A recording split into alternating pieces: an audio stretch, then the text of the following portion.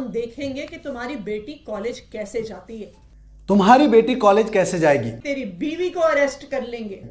तुम्हारी पत्नी को उठवा लेंगे, नहीं तो आम आदमी पार्टी के खिलाफ बयान दो। ये ऑडियो रिकॉर्डिंग्स डिलीट करके ईडी किसको बचाना चाहती है? ईडी क्या छुपाना चाहती है जिसकी वजह से उन्होंने पिछले 1.5 साल की सारी ऑडियो रिकॉर्डिंग्स डिलीट कर दी हैं? इस एक्सपोजे को रोकने के लिए, आम आदमी पार्टी को डराने के लिए, आम आदमी पार्टी को चुप कराने के लिए आज सुबह 7 बजे से ही आम आदमी पार्टी से जुड़े हुए लोगों के घर पर, आम आदमी पार्टी के नेताओं के घर पर ईडी की रेड शुरू हो गई है। ये क्या प्रयास है ईडी का? ये क्या प्रयास है भारतीय जनता पार्टी शासित केंद्र सरकार का कि वो अपनी एजेंसीज के माध्यम से आम आदमी पार्टी को डराने की कोशिश कर रही है, धमकाने की कोशिश कर रही है और हमारी बात को दबाने की कोशिश कर रही है। मैं प्रधानमंत्री नरेंद्र मोदी जी को, भारतीय जनता पार्टी को और उनकी एजेंसियों को जो ईडी और सीबीआई हैं, ये बताना चाहती हूं कि आम आदमी पार्टी आपकी धमकियों से डरने वाली नहीं है। और आज जो मैं खुलासा करने जा रही हूं वो आपको यह दिखा देगा कि ये सारी स्टेटमेंट्स फर्जी हैं, कि ईडी ने सारी स्टेटमेंट्स में फर्जीवाड़ा किया हुआ है। दिल्ली की सत्ताधारी आम आदमी पार्टी ने प्रवर्तन निदेशालय पर बड़ा प्रहार किया है। दिल्ली सरकार की मंत्री और वरिष्ठ नेता आतिशी मार्लेना ने ईडी पर गंभीर आरोप लगाते हुए दावा किया है कि ईडी अधिकारी ने लोगों को डराकर धमकाकर आपके खिलाफ, यानी कि आम आदमी पार्टी के खिलाफ बयान देने के लिए मजबूर कर रही है। जैसा कि आपको पता है कि जब कई ऐसी स्टेटमेंट्स किसी अक्यूज से, किसी सरकारी गवाह से, किसी विटनेस से ली गई, उसके बाद कई विटनेस सामने आए और उन्होंने ये कहा कि उनसे स्टेटमेंट दबाव पूर्वक डलवाया गया, लिखवाया गया। एक विटनेस ने कहा कि उन्होंने, ईडी वालों ने इतनी जोर की थप्पड़ मारा कान पे कि कान की पट्टी फट गई। इस वजह से, इस दबाव में उन्होंने स्टेटमेंट दिया। एक विटनेस ने कहा कि उनको यह कहा गया कि अगर आप नेताओं के खिलाफ बयान नहीं दिया तो हम देखेंगे कि तुम्हारी बेटी कॉलेज कैसे जाती है। एक और विटनेस को डराया गया, उसको कहा कि तेरी बीवी को अरेस्ट कर लेंगे, तेरी बीवी को जेल के अंदर डाल लेंगे अगर तुमने आम आदमी पार्टी के नेताओं के खिलाफ स्टेटमेंट नहीं दिया। तो बार बार अलग अलग लोगों को डरा के, धमका के गलत स्टेटमेंट साइन कराए गए। अब कैसे पता चलेगा कि जो स्टेटमेंट ईडी ने कोर्ट में सबमिट करी है, क्या वो सही थी स्टेटमेंट? क्या गवाह ने कुछ और कहा था? क्या वो डरा धमका के ली गई है? इस देश में पुलिस के द्वारा, इन्वेस्टिगेटिंग एजेंसीज के द्वारा इस प्रकार का डराना धमकाना रोकने के लिए 2020 में सुप्रीम कोर्ट ने एक ऑर्डर दिया था। ये एक बहुत फेमस ऑर्डर है, Paramvir Singh Saini versus Baljit Singh and others. 2020 का सुप्रीम कोर्ट का ये ऑर्डर है और इस ऑर्डर के तहत किसी भी इन्वेस्टिगेटिंग एजेंसी को अपनी इंटेरोगेशन सीसीटीवी कैमरा की निगरानी में करनी होती है। इस जजमेंट के तहत यह बहुत स्पष्ट तौर से लिखा है कि यह जजमेंट ईडी पर भी लागू होता है।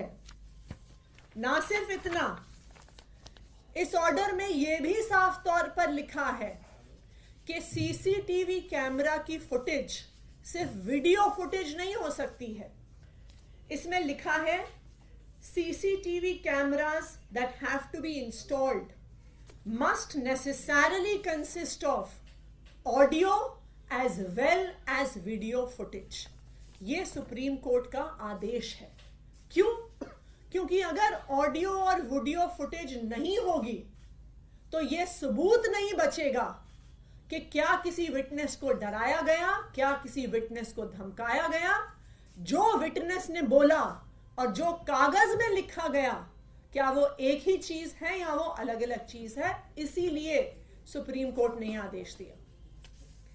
इसी आदेश को रीआइटरेट किया सीबीआई के स्पेशल कोर्ट में एक्साइज पॉलिसी मैटर में ही जस्टिस एम.के. नागपाल ने, और यह किया उन्होंने 19 जुलाई को, जब एक अक्यूज्ड ने ईडी की सीसीटीवी की फुटेज मांगी। तो इसी सुप्रीम कोर्ट के ऑर्डर का हवाला देते हुए एम.के. नागपाल जी ने कहा कि यह हर विटनेस का, हर अक्यूज्ड का अधिकार है कि उन्हें सीसीटीवी फुटेज मिले with audio and with video. अब आप सुनिए, अब मैं आपको एक ऐसा फैक्ट बताने वाली हूं जिससे आपके रोंगटे खड़े हो जाएंगे। जब एक अक्यूज्ड ने कुछ दिन पहले कोर्ट में एप्लीकेशन डाली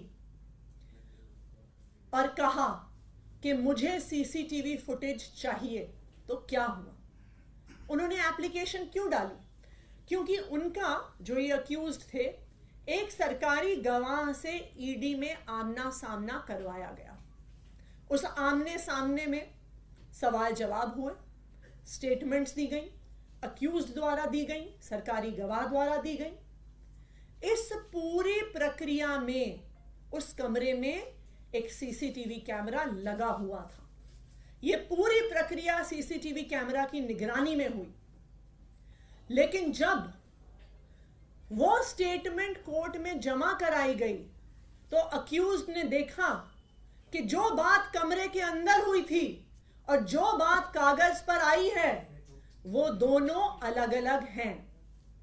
और इसीलिए इस केस के उस अक्यूज्ड ने सीसीटीवी फुटेज के लिए एप्लीकेशन डाली।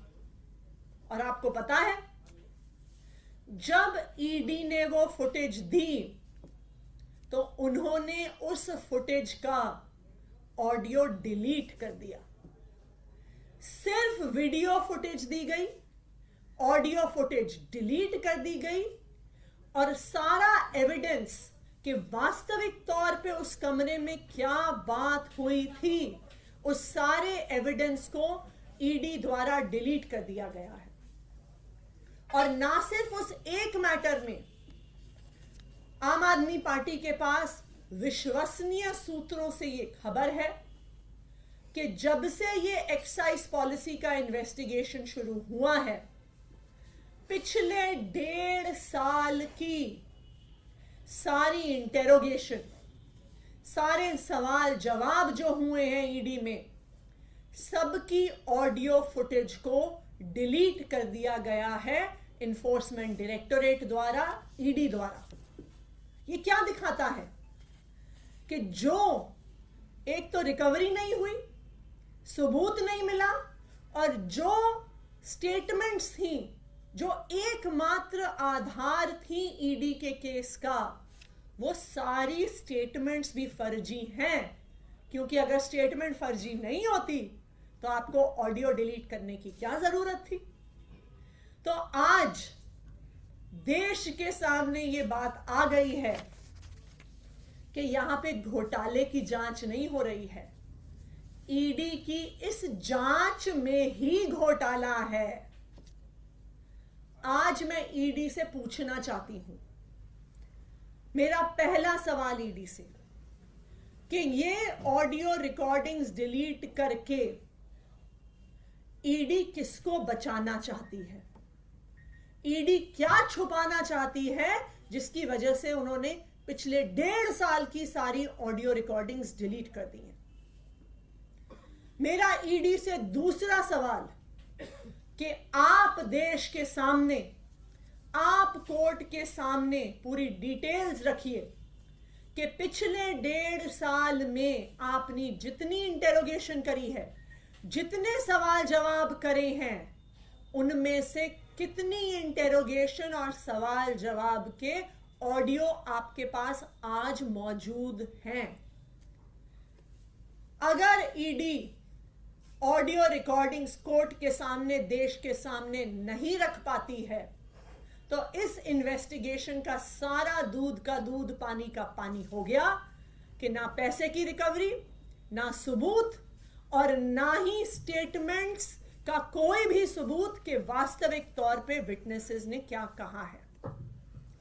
तो आज मैं ईडी को चैलेंज कर रही हूं, और इसी चैलेंज को हमने कोर्ट में भी रखा है सामने। हमने कल सीबीआई के और ईडी के स्पेशल कोर्ट में राउज एवेन्यू में एप्लीकेशन फाइल करी है, और हमने सारी की सारी वीडियो रिकॉर्डिंग्स और ऑडियो रिकॉर्डिंग्स की डिमांड करी है।